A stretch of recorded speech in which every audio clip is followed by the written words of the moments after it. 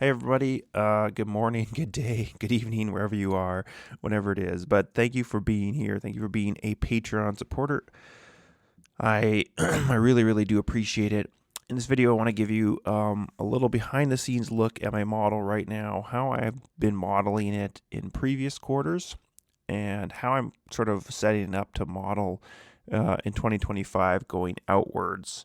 And also a little just thing to start us off here. You may have seen my last video where I talked about, or seen on Twitter, where I was speculating whether we had reached $1 billion of IFP already based on a comment from Daniel. Well, Shai said not yet. And I said there, I agree, the reality is likely somewhere in the middle. Maybe it's a strong beat with $960 to $970 million range of IFP.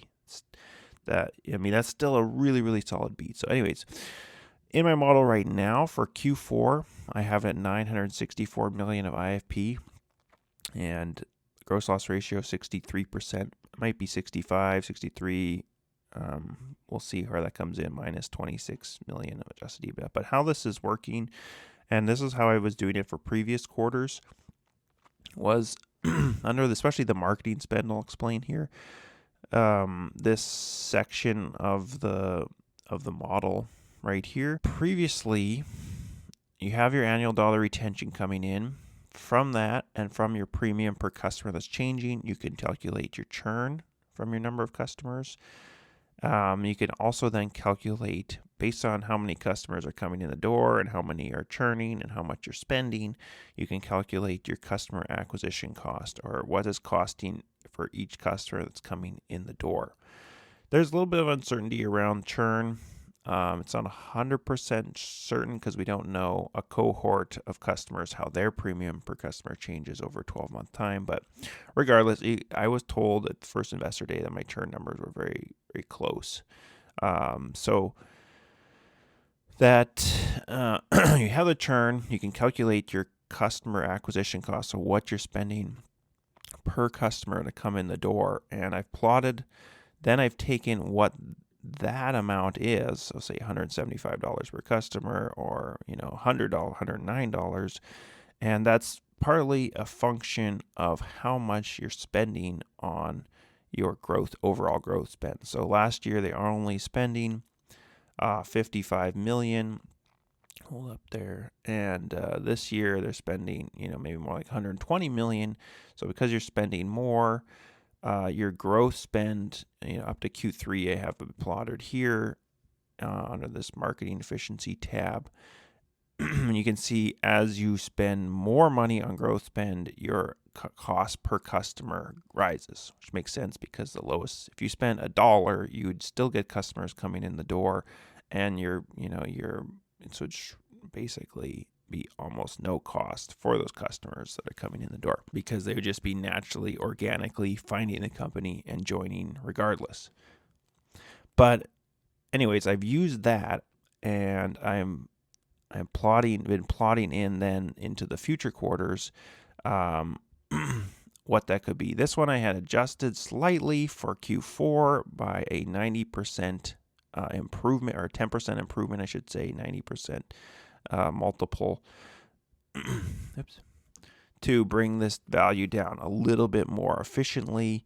And we're getting into that 964 million of IFP range, or 29% year over year.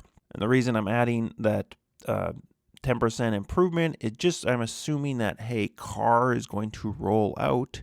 And as you roll out CAR, or you roll out more products in more places, you make that become more available, then you're going to acquire people more easily. So it kind of, as you spend more, it makes it less efficient, but as you roll out products and geographies and make that available, then your marketing should become more efficient. So there's a balance there, and there's a lot of uncertainty. We don't really know how the marketing is going to play out, how those sort of marketing metrics are going to play out as CAR rolls out, because we don't have a ton of data on that. And then so that's sort of the marketing efficiency, how I was doing it, and I'm going to explain here in a moment how I'm planning to do it into the future quarters, how I have it set up here. It's a bit different into Q1 and beyond. Tied in though, I'll just explain with Q4. So we have 964 million IFP right now. Partly I have some adjustments for 25 million of premium that's coming in for roughly for free as rate increases come online for new customers, and then I'm subtracting a third of 25 million for home non-renewals, which is roughly what they guided. They said 2/3, it's at 25 million, so 2/3 of that home non-renewal will go in Q3, which would have happened already, so another third. But making those adjustments, I'm having, premium that's churning away that you're adjusting for as customers leave. And then down here, further down, so if you scroll down in my model, I might need to sort of reorganize this better at some point, but down here, I have percentage of IFP acquired that upsells or cross-sells. So we have some tidbits of information from Daniel over the years, and this kind of ties into how I'm going to model things going forward. So I'll bring this up, this say question here. Say question I asked a year ago, and I know Daniel gave a great answer. I pulled up this old stat from Q2 2022, where in that case it said 21% of non-car sales were cross-sells or upsells. In Illinois with car, it reached 36%. So I asked, some details on that. He said without car, they're 25%. With car, that's last year, this would have been 2023. He said they got close to 30%, and on a nationwide basis, with cars, he said, we're at 30%. So sort of the end of last year, you could say. So I put in those values here for percentage of IFP acquired, upsells or cross-sells. At the end of last year, we were at 30%. All the way back in Q2, we're at 21%, just like I asked in my question there across the board. But we're with car, we were at 36. So like you from that, you can figure out how much premium was cross-sold. You can even show that it's a percentage of IFP, and you can also from that try and calculate of new customers that are coming in the door, what their premium per customer could be. It's not going to be perfect, but it's an attempt at it. It's not, especially not going to be perfect because there's other factors pushing the premium growth around, and I'm not, factors like simply rate increases coming online. So rates increase and you get more premium, or you non-renew a section of customers and you lose premium. And I'm not sure, how specific, precise was Daniel being, or in their letter when they gave this percentage, were they factoring in some of those other factors? Were they not? We really don't know. So I haven't made those adjustments in these numbers, but I'm trying to, get a sense of, hey, what's the sort of new customer premium per customer? What could that be? And then where are these coming in at? Now, the new customer premium per customer should rise, and also your IFP as a percent, or the percentage of IFP that you're cross-selling, should also rise as car rolls out. And just like my question said, I think car is going to go somewhere close to 36%. Or maybe at least for a time, maybe it peaks up to that and then comes back down, because it's still a whole nation. They're not pushing car everywhere. I'm keeping it at 30% and then kind of scaling that up to 32, 34% over time. And as well as new customer premium per customer is that I have some calculation for roughly where that could start to fall.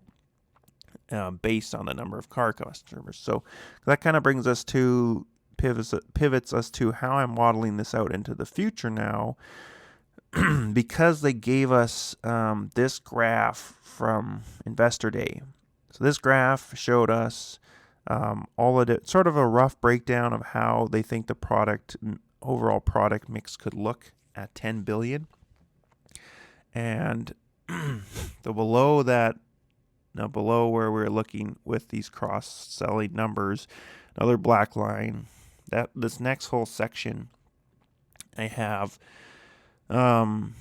historically what numbers we have, some estimates of what numbers we have, of where each section could break down. Some of this was based on the Q3. A lot of this was the pre-pass that was based on the Q3 letter that gave us a breakdown of each product line, and it's the amount of premium per customer, its loss ratio.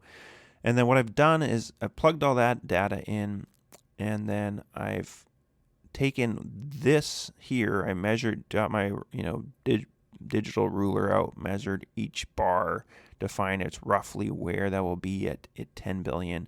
I've projected that out to a slight beat on the 30% overall growth rate, and so I've projected that out a 10 billion range to Q3 of 2032, which is all these red boxes here, which corresponds to what this graph was showing here. Of course, this mix is not going to be perfect, but gives us some idea. So I put in, where the premiums of each product line might come in at that time, and together they're reaching what's out 9.6 billion right now. The next quarter would already be, I'm sure at the 10 billion plus mark. So it's adjusting that, and then I did put the math in here. So if you make a future adjustment in each or any of these current quarters for the IFP, say we think car IFP is going to rise faster, so I have it slightly, 3% increase now of a faster growth rate per quarter right now. The next quarters will automatically balance out the rest of the growth for car, the way they put the equation in, so that you'll come back and reach that, set amount from this table that shows, about 4 billion of car. Anyways, I've taken all that, and then from that you can drive here at the top of this section. You can figure out, a number of policies. So the total policy count, because some of these maybe you have renter and car insurance, but we can kind of figure out how many policies in each one, or how many customers really in each one, but you don't really know how many total customers, because you don't quite know the overlap, but you can find the policies, premium per policy average. IFP is a sum of those parts, gross loss ratio based on the sum of those parts, because I projected out the gross loss ratios for each line. Policies, but then you can figure out policies per customer from some previous data here. You can figure out what that is. So you can see policies per customer, going back to Q3 was just over 1, and now it's at 1.163. So you can kind of see what the growth rate of that has been over the last year, about 7% growth. And so then I've projected, from that I projected out what the policies per customer could be into the future, and I have it growing at about 7% and then slowing down once it kind of reaches 1.5, it's slowing down significantly. So of course you could have some customers that have 5 policies and they're going to skew the data upwards, and then some that have just 1 policy. So it's hard to really say where that value will go, but that can then drive your total customers and your premium per customer. So going from 2.3 million now to, at the end, maybe 10 million customers, 10, 11 million, in that range. So what I've done is taken this projected total customers, this projected IFP from all these different product lines, as well as of course the premium per customer that you're projecting based on, the number of customers which you're getting from your estimated policies per customer. I've taken all that information and link that up in the top. I have it highlighted here right now, the top of my graph from 2025 going forward. I just have it up until the end of 2031, currently presented in this manner. So it's basically being driven by whatever is below. It's going to follow that growth rate going forward and get us to that, about, by end of 2031, 7.5 billion by end of 2032.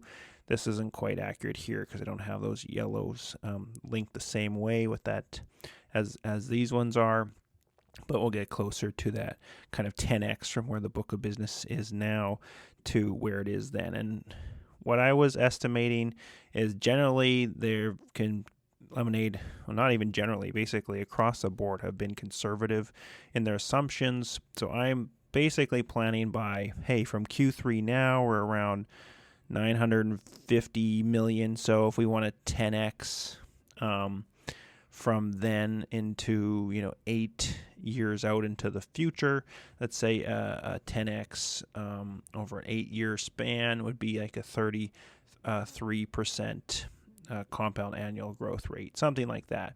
So I'm assuming kind of that as the overall average. They have a slight beat on that over the next 8 years, and that gives you kind of that 10x range, the 10x the book of business, just under $1 billion now to just under $9.5 billion, and getting close to that $10 billion. Of course, I still think beyond that, they have tons of further, still a drop in the bucket really compared to the entire insurance market as a whole, and the insurance market's only going to keep scaling and growing as the world gets bigger and richer, and as inflation occurs and makes things more expensive. So all those things combined, I think it's just going to have so much more growth potential past that. That's a little bit of an aside. Back to showing the model here. So we have all these yellow lines linked in for total customers, premium per customer, and in-force premium. And then I'm kind of, rather than in previous quarters, like I said here, I was figuring out cost per customer and what kind of new customer premium per customer might be, and then was inputting those to get what the IFP might be and what the customers might be. I'm kind of reversing it now. I'm saying, hey, I'm assuming I roughly know what the IFP might be and the customer count might be. So based on that, I'm now figuring out, hey, what are we paying per customer to get each customer? Just as a reference point. Of course, we could flip this back and model the other way, where I then take this as a sort of driver of the model and go back to the way we were. But in this case, I'm now saying, hey, based on a 16% churn rate, we're going to have this many. Based on the amount of customers we're gaining and the customers that are churning, we're spending about this much, 200, 185, 194, 224 per customer to acquire them. And then we're also spending about 166 million I have right now. This is not input, this is calculated. I'm figuring out based on a sort of efficiency of CAC, or customer acquisition growth spend, to how much premium we're getting, which is this red line here. I'll explain that a little bit more in a moment. That's the input I'm making, along with the amount of churn, which is pretty simple to input because we have really good data on that.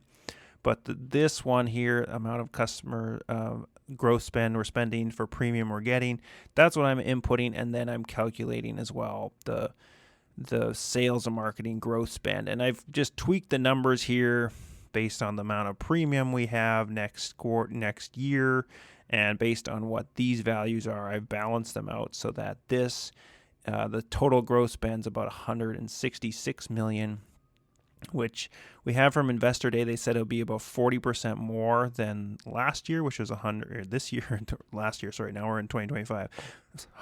Excuse me, about 40% more than 2024, which was 120. So if we had 120 times by 40% increase, we're talking about 168, and I'm 166. So I'm very, very close to that amount there. So, and then this is interesting. Now this input metric here, see what I'm doing is I'm saying, okay, there's a couple ways to look at this. You can say your customer acquisition spend is driving if you spend $1 of growth spend, how much premium are you getting? In past quarters, I've been getting like 2.7, 3.5. Management has said like it's about 3 average, but obviously it's going to be lumpy quarter to quarter. I have 4.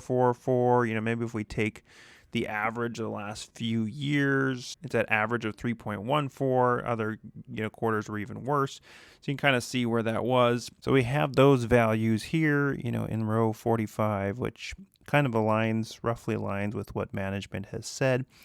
And then, but this one I'm saying, well, hey, a certain amount of the premium you're getting is simply from cross-selling. A certain amount is sort of directly driven by new customers that you're gaining, and then a certain amount is driven by just cross-selling. So what this line is doing is a CAC spend converting to IF pre-acquired, excluding cross-sell. And so what I did here is I subtract out a portion of your IFP gained.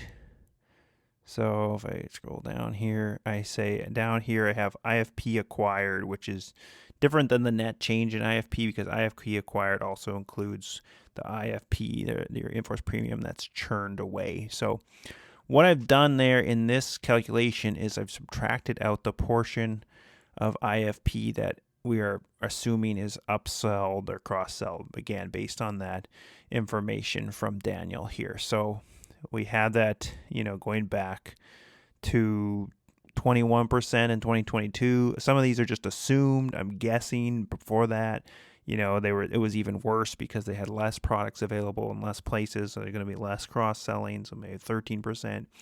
But these numbers we are more certain of based on Daniel's answer to me at the end of 2023 and kind of where we expect to be heading as they really roll out CAR, which is probably close to the 30+% range, 36% range. So then with those values calculated, then you can drive a number for the premium you're getting that's not related to the cross-sell.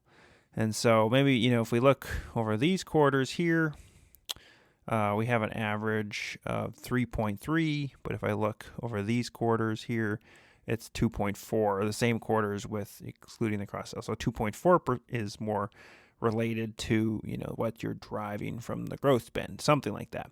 So I'm trying to then predict, where this value might be going forward. It's the same problem as trying to predict how much are you going to spend per customer and what the premium per customer coming in the door might be. It's the same kind of an issue. There's a lot of uncertainty with as CAR rolls out, sort of how good are the marketing unit economics going to be. But I'm assuming 1.8 as they kind of roll out CAR, and then I'm assuming that's across the board. It's going to be lumpy. It's going to be up and down depending on each quarter, but I'm just roughly putting that in sort of on an annual basis, 1.8, and then for the next number of years after, 1.9. And this might be off. We'll have to see. We'll know a lot more after we get the Q4 results and we see a bit more of where these sort of numbers are coming in at, based on what they're spending on gross spend and how much in premium they're acquiring. It will really tell us a lot because it's starting to show, as we know, they're starting to ramp. The CAR. This CAR ad here is 3 million views now already. It keeps climbing every day. Every day it's getting like, I forget, it's getting like 50,000 views a day or something or more. So we know they're spending, and that's just one example. I'm sure there's other ads I haven't not even tracking or seeing that are ways, direct marketing by email that they're sending out to customers, ways that they're getting CAR customers and cross-selling to existing customers and getting those new customers. So there's a lot we don't know, and I think Q4 is really going to tell us for the next year. But right now I'm plugging those values in and again, making it a little better as you sort of continue to expand where your CAR, where all your products are available, because that's going to give you the best sort of marketing unit economics. Even though as well, if we flip over to the marketing page, I started to plot this as IFP acquired, that ratio of IFP acquiring for every dollar you spend versus growth spend. As you can see, historically, as you're spending more on growth spend, your conversion rate is getting worse. Similar as you spend more, your cost per customer goes up. So same idea.